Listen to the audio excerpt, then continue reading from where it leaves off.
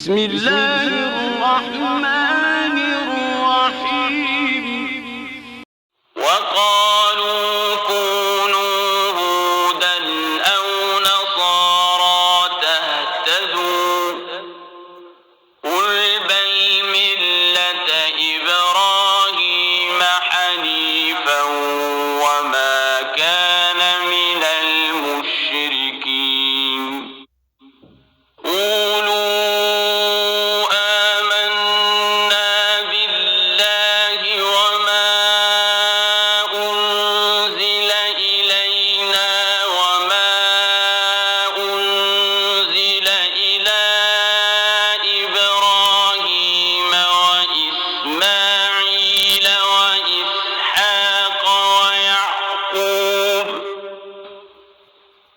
وإسماعيل وإسحاق ويعقوب والأسباط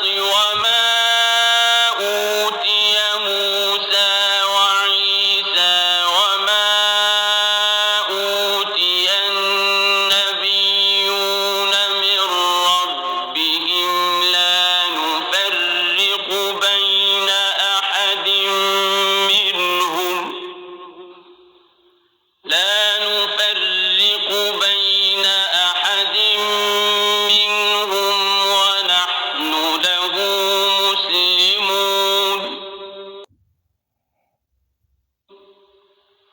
فإن آمنوا بمثل ما آمنتم به فقد اهتدوا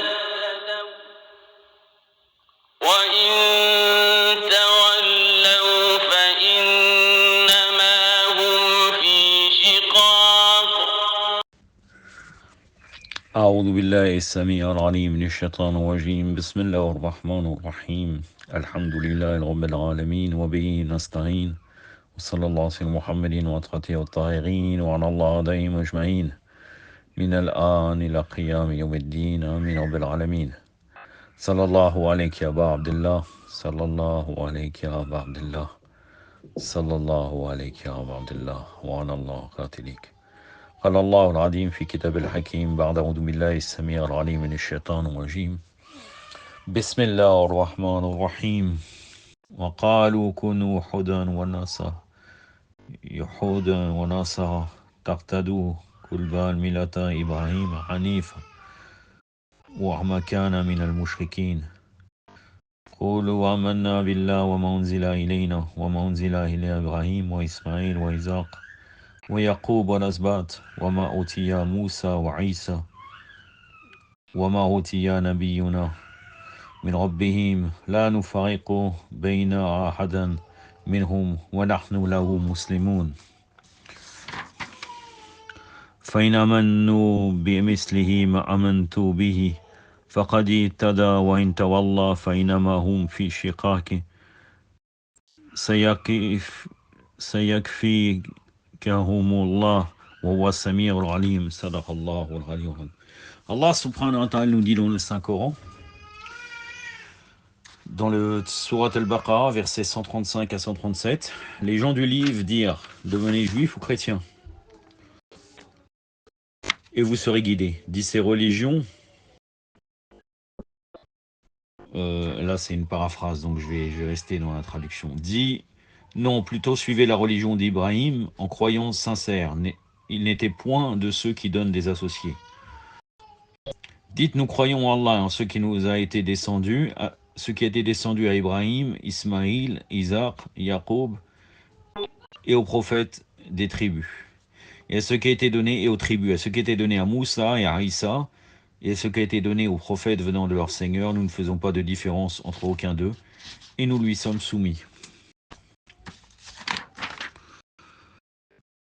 Si les gens du livre croient comme vous croyez, alors ils sont dans la bonne voie. S'ils tournent le dos, ils sont dans une dissidence. Allah te suffira contre eux. Allah entend tout et il est omniscient.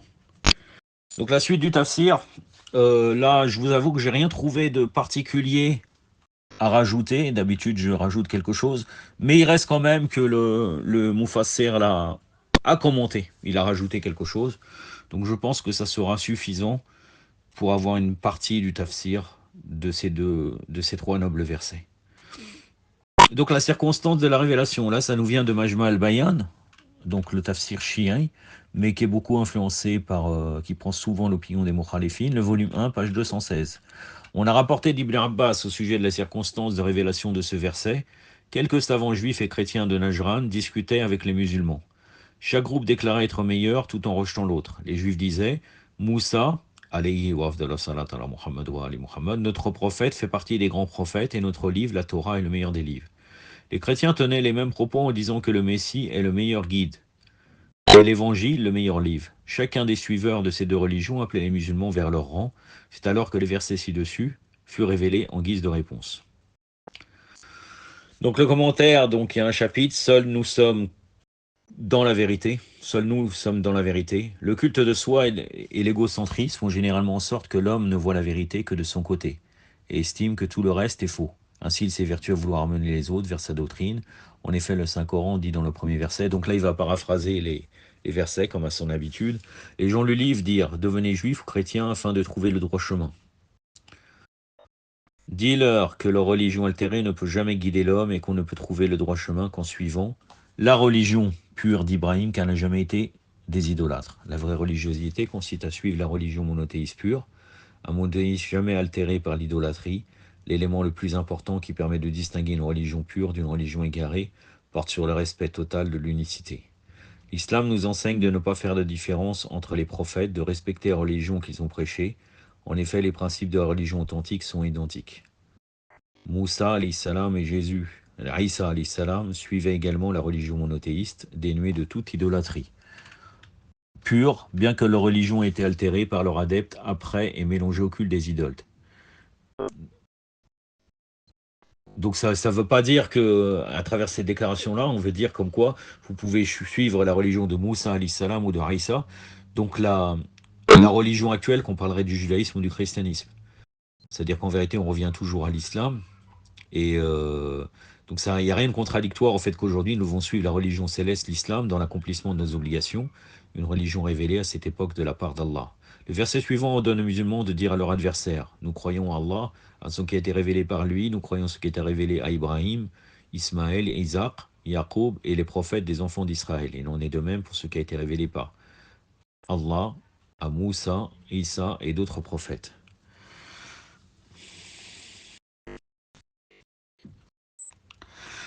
En vérité, dans le Saint-Coran, on ne parle pas des prophètes des Bani Israël, on parle de l'Asbat. J'y reviendrai directement.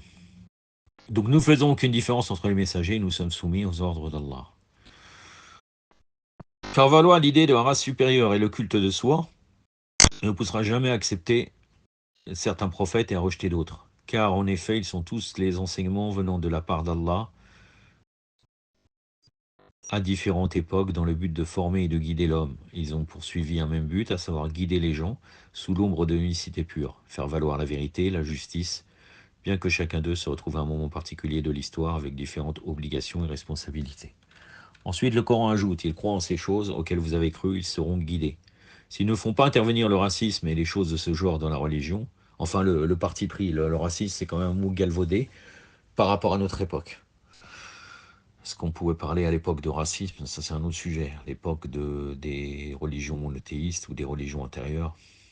Et c'est un mot vraiment moderne, racisme. Surtout racisme dans le sens de notre jour, de notre époque. J'avais fait une vidéo sur ça qui s'appelle l'esprit de corps, vous pouvez y revenir. El Rassabia. S'ils ne font pas intervenir le racisme et les choses de ce genre dans la religion, s'ils reconnaissent les prophètes d'Allah sans aucune distinction, ils sont également guidés. Dans le cas contraire, ils auraient abandonné la vérité et pris le chemin du faux. Et s'ils se montrent rebelles, ils se sont alors séparés de la vérité.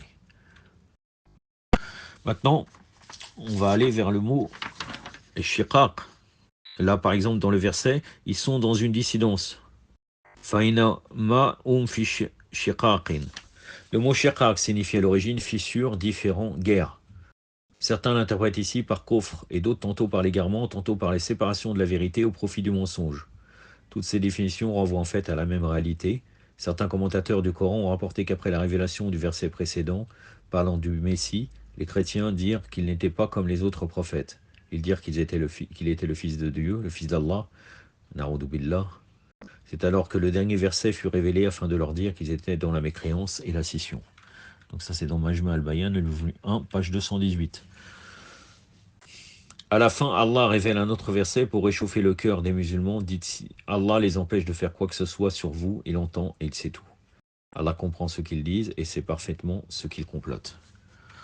Dans les notes, donc premièrement, unité de l'appel des prophètes. Le Coran dit plusieurs fois dans différents versets que tous les prophètes d'Allah poursuivaient un même but et qu'il n'y a aucune distinction entre eux. Car en effet, ils recevaient tous la révélation de la même source. C'est ainsi qu'on recommande aux musulmans de faire preuve de respect vis-à-vis de tous les prophètes d'Allah. Mais comme nous l'avons dit, cela n'empêche pas l'abrogation de la religion précédente par une nouvelle religion venant d'Allah et que l'islam s'avère être la dernière religion. En effet, les prophètes d'Allah sont des enseignants qui ont dirigé la société humaine en fonction de classes, c'est-à-dire que chacun dans une classe s'est chargé d'éduquer l'humanité.